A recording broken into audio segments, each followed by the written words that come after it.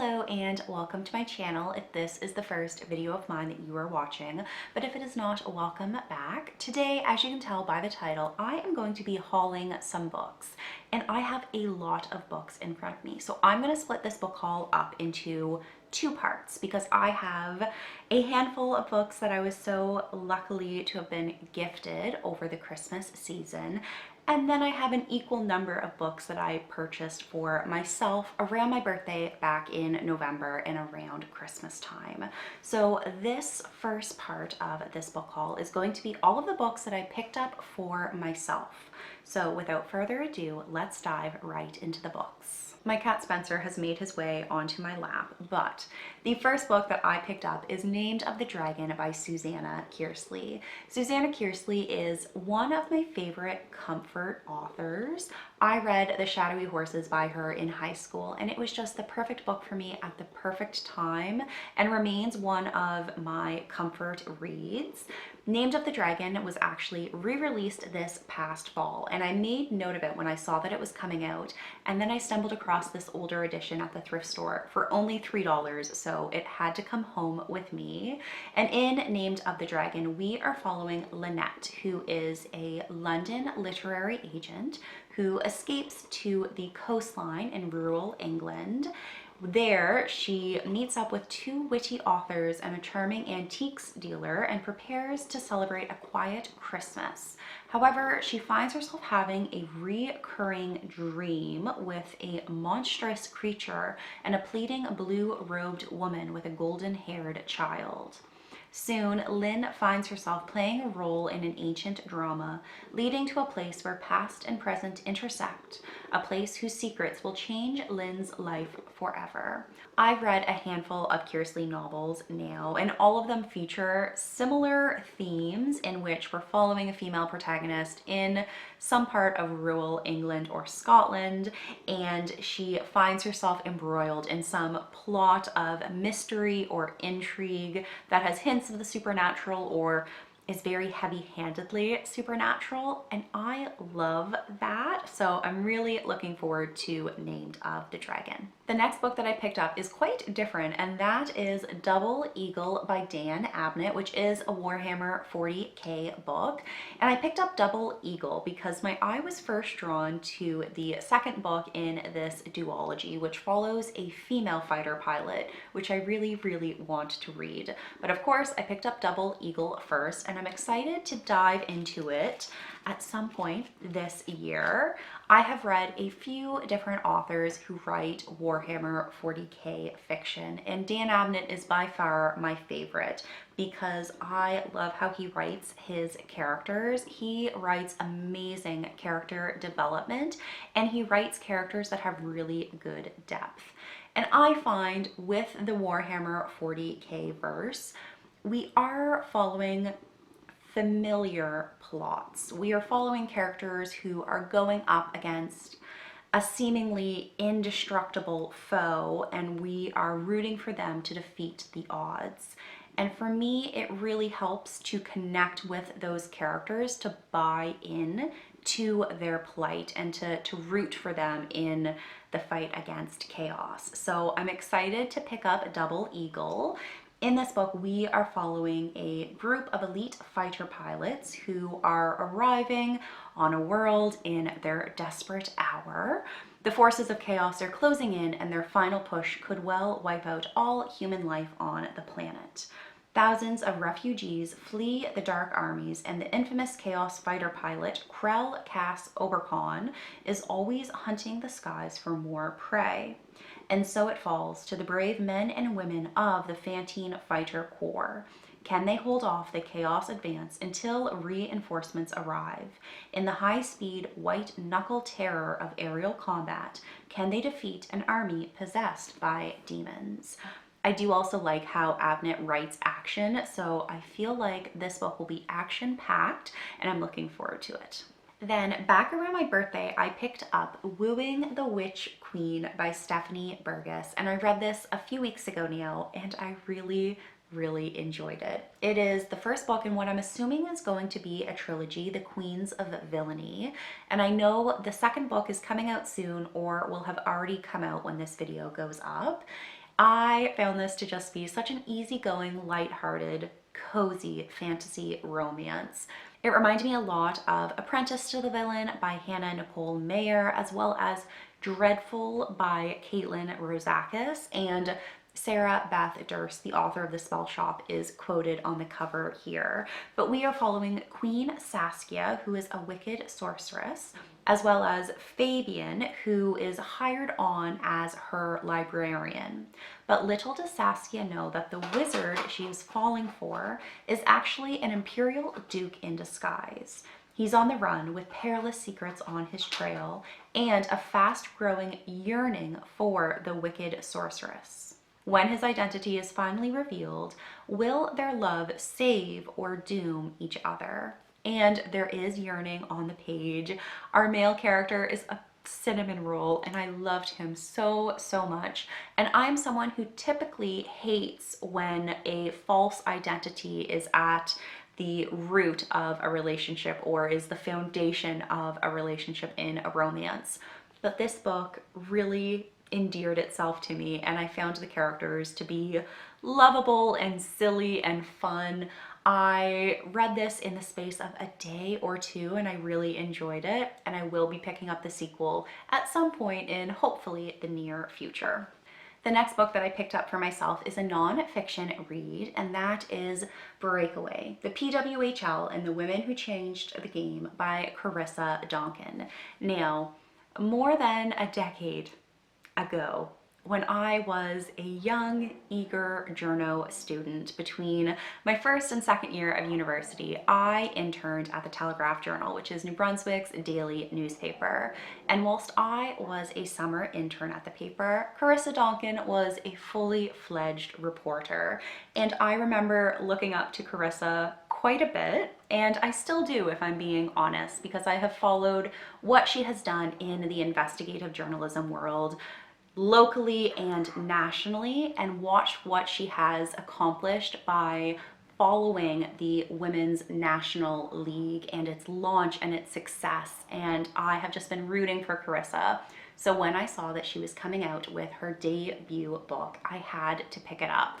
And I really want to read this book soon. Perhaps during the Olympics break, I will pick up Breakaway, but I'm really looking forward to it. I know Karissa is an amazing writer, and I can't wait to see what she has to say about the women who changed the game for women's hockey. Next is another non-fiction book, but this one is a little bit more random because I picked up The Penguin Historical Atlas of the Medieval World by Andrew Jotishki and Carolyn Hall. And I picked this up from Book Outlet because I searched for Atlas. Because in my current whip, I have two characters who are seeking a map/atlas of sorts. And as I was writing it, that scene, I found myself really wanting something tangible to flick through and reference, to find the right verbiage to help kind of describe the imagery that I wanted to appear. So I searched on Book Outlet for atlases, and then I came across this historical atlas of the medieval world. And I also in university took a lot of medieval history courses. So I was just immediately intrigued, and I wanted to flip through this book and have it on my shelf. So I am looking forward to diving through this, perhaps a little bit more piecemeal, and seeking some inspiration for my current whip. Then the last three books that I have to talk about in this first part of the haul are ones that I've already read. And if you have been around here for a little while, you know that sometimes it takes me a very long time to get to a book. So I'm very glad that I have read these books within the last few months and within a few weeks of actually picking them up. The first book is one that I bought around my birthday as a birthday gift for me, and that is Sword Heart by T. Kingfisher. I remember when this cover was announced with this re-release, and I was just immediately entranced. I love it. And on the back, it has a quote from the book that says, "Sarkis knew that the kiss was a mistake the moment he did it. He kept doing it anyway. At first because stopping a kiss so quickly offended his sense of craftsmanship, and then because it felt too good to stop." So Sword Heart is a fantasy romance, if you did not already guess, and it was a 5-star fantasy romance for me. This takes place within the world of the White Rat universe, so the same books as the Saint of Steel series and the Clockwork Boys duology. And there are little bits and pieces that reference the preceding duology and the series that then follows Sword Heart. Sword Heart takes place right smack in the middle of those two series. But we are following Sarkis and Hala as they embark on an adventure for Hala to rightfully acquire the funds that her uncle left for her. But she has some nefarious family members who want to take it for themselves. And along the way, as Sarkis is following and protecting Hala, they begin to develop feelings for one another, but Sarkis is a sword, so they have to surmount that and also vocalize and communicate their feelings to one another. I love Kingfisher's romances. I find them to be so endearing, so comforting. They make me squeal and kick my feet, and Sword Heart was no exception to that. And another aspect that I adore with Kingfisher's romances is that we're following protagonists who are a little bit older. Sarkis is in his 40s, except for the centuries he has spent in a sword, and Hala is in her 30s and she is a widow. So these two characters have a lot of experience that they are bringing to this developing relationship, and I just find that so sweet and endearing. So I really enjoyed Sword Heart, and I would recommend if you are looking for a comforting fantasy romance. Then the most recent book that I picked up is actually 9 Goblins by T. Kingfisher, which only came out a week or two ago now. And this is another re-release of a previously self-published work by Kingfisher.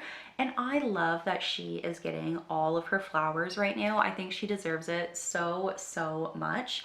And I had so much fun with this book. It is a novella. It's very slim. It is a tale of low fantasy and high mischief. And it was silly and lighthearted and fun, but it was also a lot more poignant than I anticipated, which I should have known better, because Kingfisher does an incredible job at conveying these really poignant messages in a light-hearted way. It's what makes her work so impactful to me and why I love them so much. But yes, we are following along with several goblins, as you can see here on the cover, during the Goblin War. And no one knows exactly how the Goblin War began, but folks will tell you that goblins are stinking, slinking, filthy sheep stealers, henhouse raiders, obnoxious, rude, and violent. Goblins would actually agree with all of this, but might throw in cowardly and lazy too for good measure.